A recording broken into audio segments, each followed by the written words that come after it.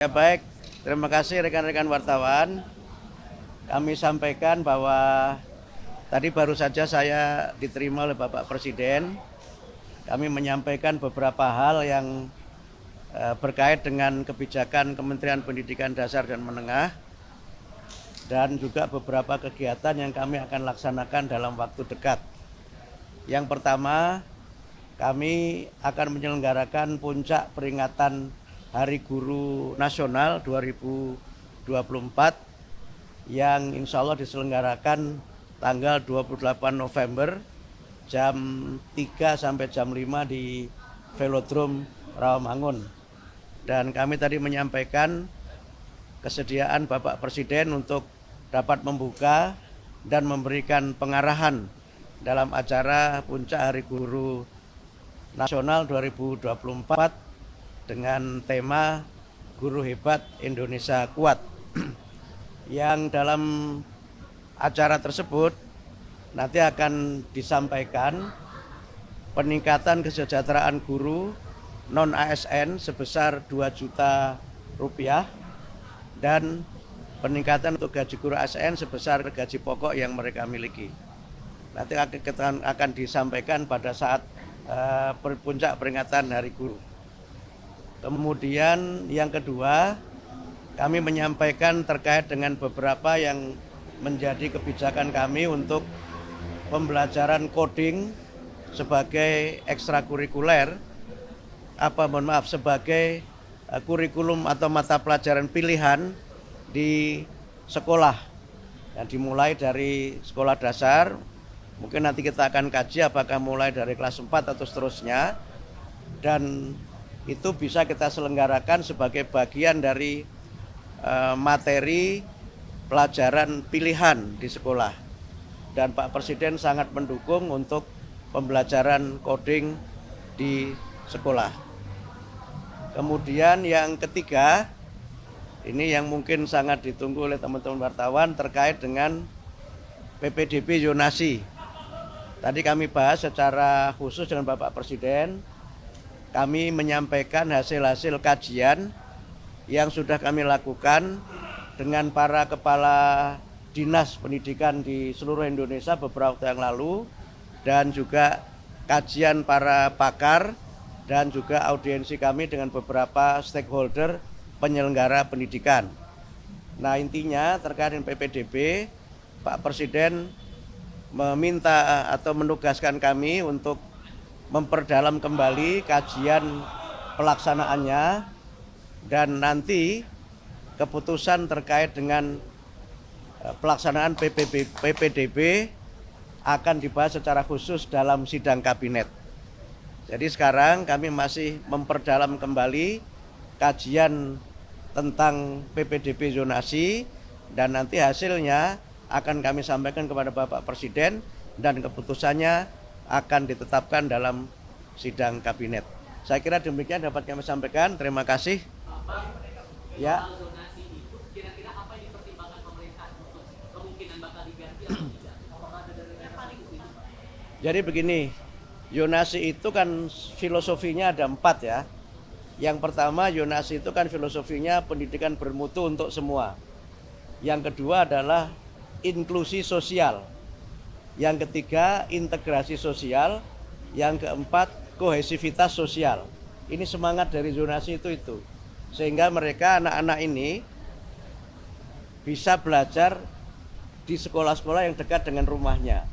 Yang kedua, anak-anak dari berbagai kelas sosial itu juga bisa belajar di sekolah yang sama. Sehingga tidak ada segregasi antara, mohon maaf, misalnya anak-anak dari kelas yang mampu dengan tidak mampu. Atau saya sering gunakan bahasa, tidak ada segregasi antara yang elit dengan yang alit. Karena itu ada inklusi sosial di situ. Karena zonasi itu kan pakai empat kriteria. Yang pertama domisili, tempat tinggal. Yang kedua prestasi, yang ketiga afirmasi, yang keempat mutasi. Jadi dasarnya kan itu. Domisili tentu mereka yang tinggal terdekat dengan lingkungan sekolah itu. Prestasi adalah anak yang tidak tinggal di lokasi terdekat, tapi dia punya prestasi untuk diterima di situ. Yang ketiga, afirmasi itu untuk 2 kelompok. Pertama kelompok dari keluarga kurang mampu, yang kedua dari kelompok difabilitas.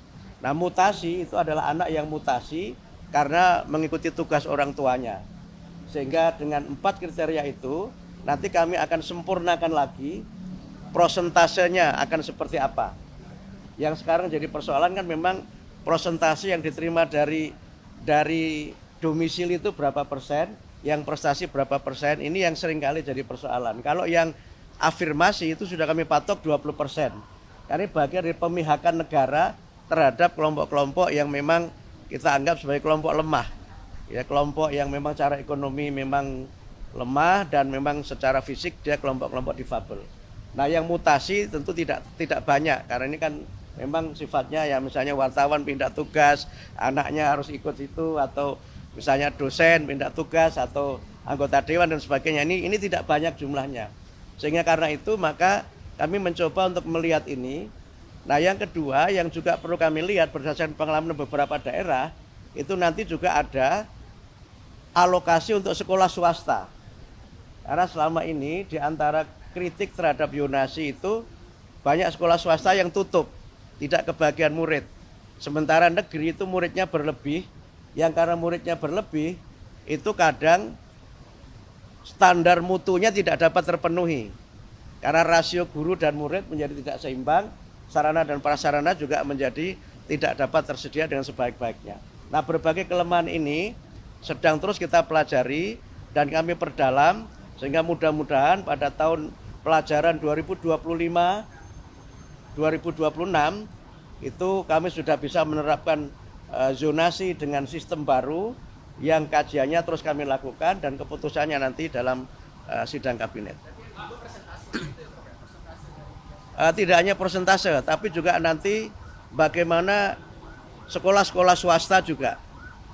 Sekolah-sekolah swasta itu kalau pengaruh beberapa daerah itu kan ada yang kemudian disubsidi. Nah, tapi ini sangat bergantung dari kemampuan pemerintah daerah.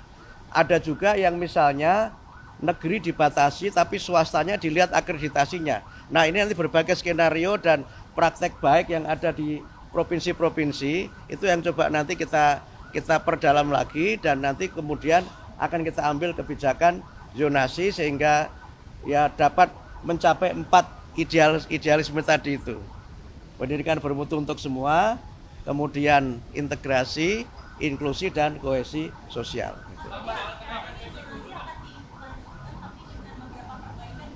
Menunggu sidang.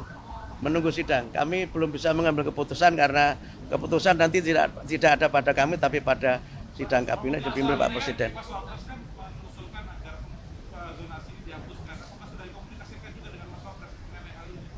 Kami belum bertemu dengan Mas Wapres soal ini. Kami baru menyampaikan pada Pak Presiden karena kami sudah memang sudah menyampaikan untuk bertemu sudah cukup lama dan minta beliau untuk hadir di acara puncak Hari Guru itu. Gitu ya. Jadi begini. Jadi yang guru non ASN honorer itu dengan dapat sertifikasi, maka pendapatan dia akan menjadi 2 juta. Itu di luar gaji dia di sekolah asalnya ya. Jadi dia kan sudah punya gaji di sekolah asalnya itu. Yang gaji itu bervariasi menurut kemampuan sekolah. Tapi dengan dia sertifikasi, maka dia akan dapat tunjangan sertifikasi sebesar 2 juta itu. Semua. Jadi malah kalau guru yang ASN itu malah hanya gaji pokok saja sesuai dengan gaji pokok dia. Yes, gaji pokoknya sesuai dengan gaji pokok dia. 1 kali gaji pokok. Yang gaji pokok itu tentu berbeda sesuai dengan kepangkatan dan sebagainya. ASN-nya naik tapi kenaikannya sesuai gaji pokok. Saya nggak tahu gaji pokoknya berapa, saya nggak tahu. Ya. Jadi peningkatan kesejahteraan ini juga nanti mengikuti peningkatan kualifikasi. Gitu. Jadi karena dia kan sudah dapat sertifikasi, dia harus ikut PPG. Nah, PPG itu kan pelatihan untuk bagaimana guru yang sudah memenuhi kualifikasi D4 atau S1 itu meningkat kualifikasinya sesuai amanat undang-undang kan harus punya kualifikasi. Yang dengan kualifikasi itu dia punya sertifikasi. Dengan dapat sertifikasi maka dia dapat tunjangan sertifikasi. Jadi clear ya. Jadi bentuknya tunjangan kesejahteraan melalui sertifikasi. Ya kalau pendapatnya meningkat, masa kualitasnya nggak meningkat? Jadi kira-kira begitu. Guna PNS itu kenaikan gaji sesuai dengan gaji pokok. 2025. Teorinya Januari, kan tahun anggaran dimulai Januari. Tapi realisasinya nanti tergantung dari bagaimana pencairan dana dari Kementerian Keuangan. Soal mata pelajaran coding itu sejauh ini adakah daerah-daerah yang bakal diprioritaskan untuk program itu? Infrastrukturnya juga, Pak? Belum pakai prioritas, tapi kami sudah melakukan kunjungan ke beberapa sekolah yang ternyata sudah banyak yang menyelenggarakan coding.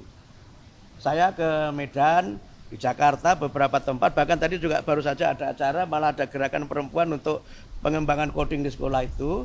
Nah ternyata coding itu variasinya ada 3. Pertama ada coding yang dia online, yang dia memang internet based. Yang kedua ada coding yang dia unplug, yang dia tidak pakai internet, tapi ada paketnya yang sudah khusus. Yang ketiga ada coding yang unplug dan tidak ada paket khusus, tapi berupa alat-alat permainan bisa dikembangkan sendiri.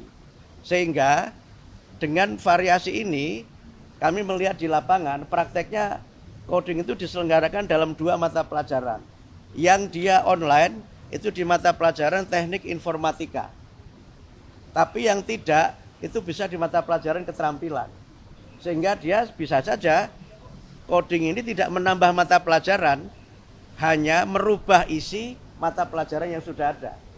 Nah, dengan cara begitu maka kami mungkin tidak perlu menambah guru, tapi hanya melatih guru yang mengajar coding. Gitu. Karena kan hubungannya dengan infrastruktur dan kebanyakan infrastruktur yang mendukung itu kebanyakan di sekolah-sekolah yang ada di perkotaan, Pak. Enggak selalu. Ada Yayasan Sukma itu di Palu, di satu kota di mana di Sulawesi Tengah. Jadi enggak selalu di kota, karena kalau dia unplug, tidak usah pakai internet, dia bisa di mana saja. Yang penting ada materinya dan ada tutornya. Yang penting itu.